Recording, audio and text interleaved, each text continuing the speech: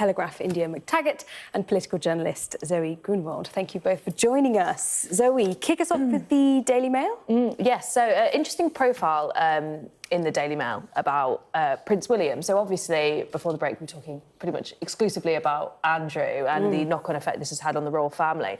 And this is a really interesting piece about William and how he deals with how he's dealt with this issue of Andrew, how he's dealt with other issues that have beleaguered the royal family, talking particularly about how he's actually can be quite a difficult character. He can be quite fiery.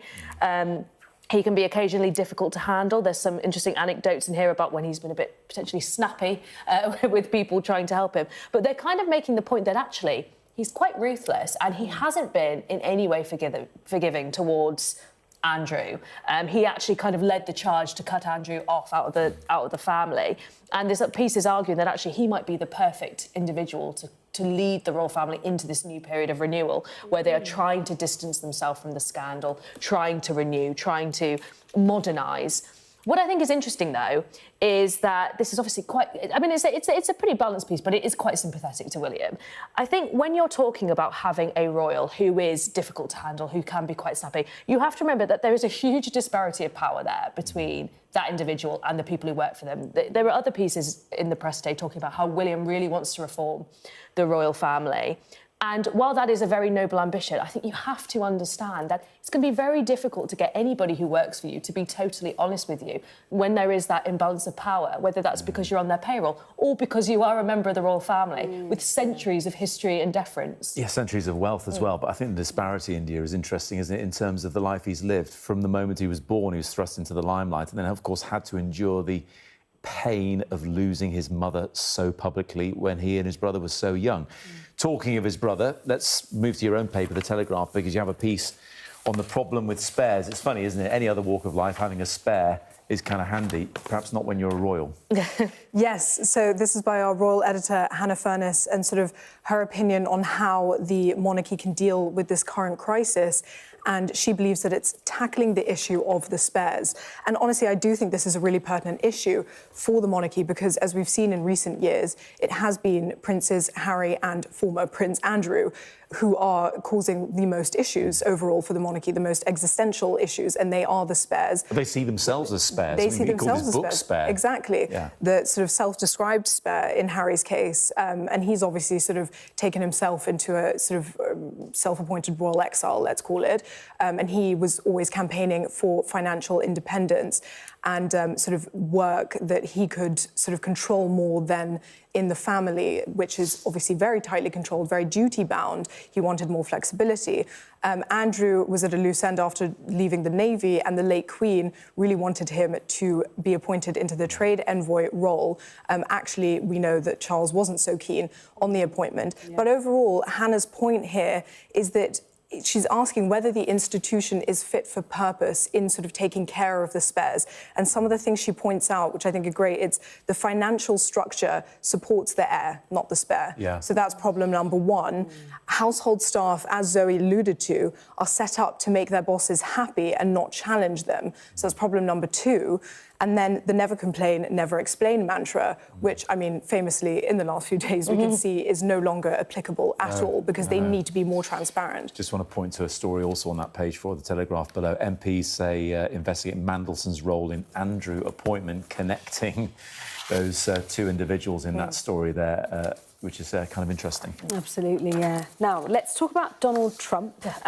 We talk about him a lot, but all about tariffs in The Telegraph, Zoe. Possibly the best advertisement for a royal family, which is Donald Trump, and what a presidency could look like if it goes wrong. So Donald Trump had a massive tantrum last night, essentially.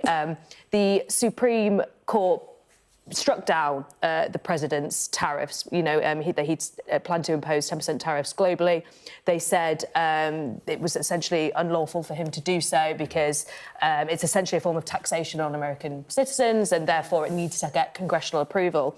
Rather than Trump taking this decision as he should, with the separation of powers, he should respect the Supreme Court's decision. He said he was absolutely ashamed of the judges who backed the decision. He called them a disgrace to the nation. He said they'd been swayed by foreign interests and a political movement that is far smaller than people would think.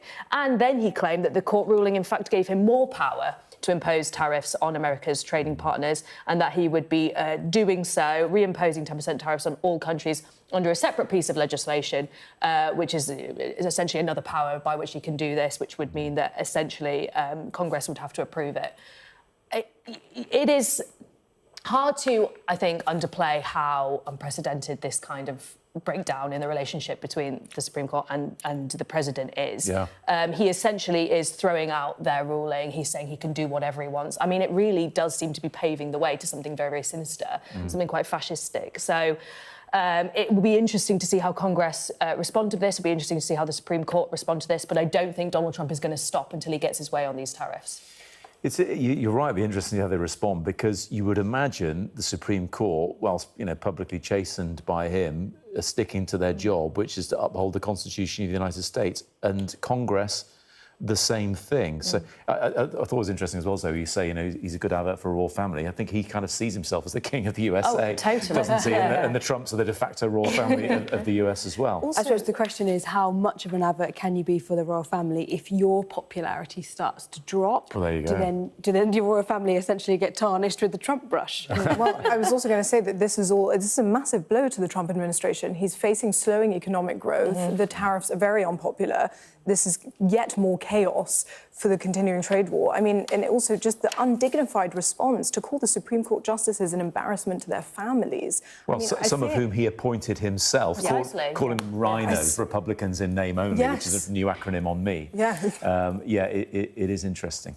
Now, I'm really interested in the story, India. You've gone for something in the Times about puberty blockers. Yes, so this was an NHS trial that is controversial because up to 250 girls and boys as young as 10 were due to be recruited to take hormone-suppressing drugs at a young age. And it was due to be the biggest trial of puberty blockers. It's now delayed because the medical regulator has written to King's, the university overseeing this, raising concerns and arguing for a minimum age of 14. The trial had been facing a legal challenge from campaigners who had claimed it was unethical because the children were so young that were due to take part. And of course, we're having the issue of a very likely loss of fertility, permanent bone damage to children if you block the physical changes of puberty from happening to you.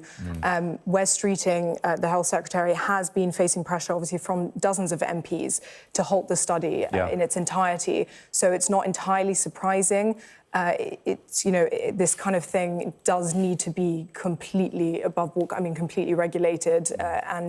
Clearly the medical regulator is having an issue with it. Zoe, fascinating story to finish off on in The Guardian. I've been gripped by this one. This is about a climber and his girlfriend who went climbing up an Austrian peak. And she ended up dying on the mountain while he claimed that he set off to get help. But he's been found guilty of her manslaughter. He's called Thomas P. In Austria and Germany as well. They don't give the surnames of people accused of crimes.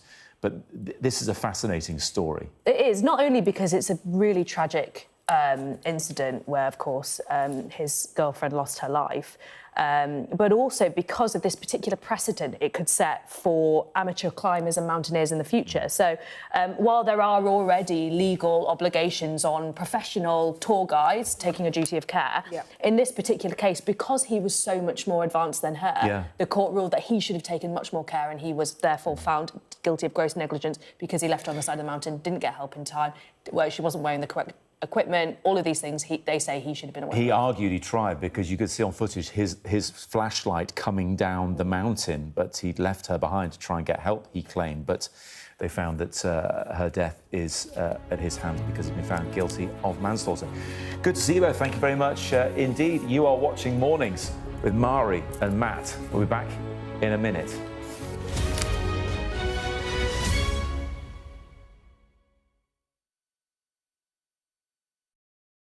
What's the best thing about being a Sky News journalist?